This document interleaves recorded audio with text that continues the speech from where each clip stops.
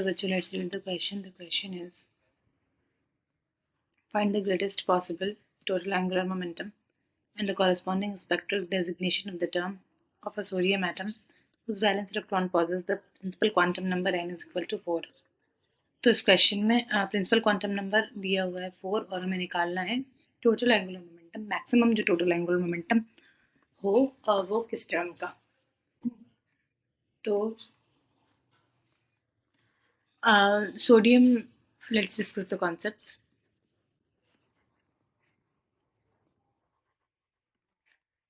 तो यहाँ पे गिवन है कि n इज इक्वल टू 4, मतलब प्रिंसिपल क्वांटम नंबर 4 है, तो ऑर्बिटल एंगुलर मोमेंटम की पॉसिबल क्या क्या वैल्यू हो जाएगी, 0 1 2 3। और जो इसके लिए टर्म सिंबल यूज होता है l इज इक्वल टू 0 1 2 3 के लिए s p d f, ठीक है। तो जो मैक्सिमम है, मैक्सिमम निकालना है, मतलब फाइंड द ग्रेटेस्ट पॉसिबल। हाँ, तो जो मैक्सिमम हो वो f is equal to 3, f is equal f के लिए है। तो जो f, मतलब अगर सोडियम एटम को हम एक्साइट करके f और f वाले ऑर्बिटल में जाएगा तो f के लिए l क्या है, l3 है, ठीक है। और जो टोटल एंगुलर मोमेंटम होता है वो j इज इक्वल टू क्या होता है, l plus s। l orbital angular momentum और s स्पिन एंगुलर मोमेंटम, ठीक है। तो अगर एक वैलेंस इलेक्ट्रॉन है तो s इज इक्वल टू क्या हो जाएगा, हाफ, ठीक है।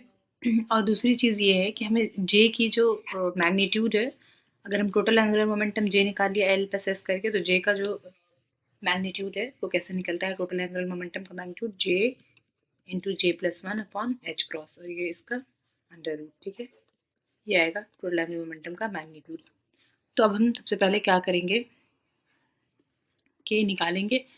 हमें पता है कि L इज इक्वल टू 3 है, क्योंकि मैक्सिमम है, तो maximum L is equal to 3 के लिए वैल्यू है, क्योंकि principal quantum number n is equal to 4 दिया हुआ है और इसके लिए पॉसिबल वैल्यूज L की 0 1 2 3 है। और मैक्सिमम निकालना है, इसलिए हम डायरेक्ट पहले 3 ले लेंगे।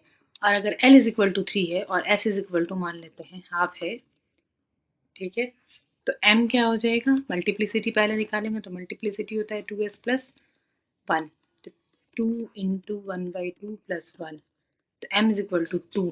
तो जो टर्म सिंबल आएगा वो आएगा 2f, और यहाँ पे j वैल्यू लिखेंगे, तो j वैल्यू भी हम निकालेंगे। तो j वैल्यू की जो मैक्सिमम और मिनिमम वैल्यू होती है, मतलब j lies between l minus s to l plus s, ठीक है। l 3 है और s हाफ, तो l minus 3 minus half 2 3 plus half, लेकिन हमको मैक्सिमम निकालना है, होगी तो ये सारी पॉसिबल वैल्यूज। तो ये क्या हो जाएगा, 5/2, और यहाँ पे क्या हो जाएगा 7/2।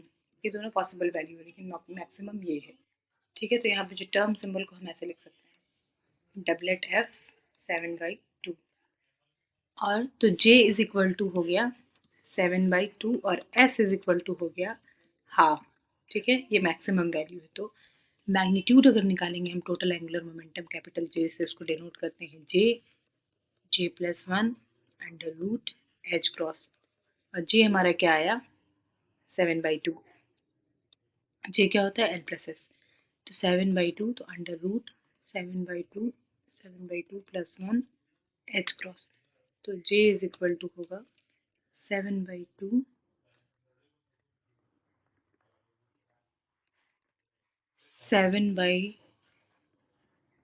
Into 9/2 under root h cross, तो j इज इक्वल टू हो जाएगा under root 63 h cross by 2।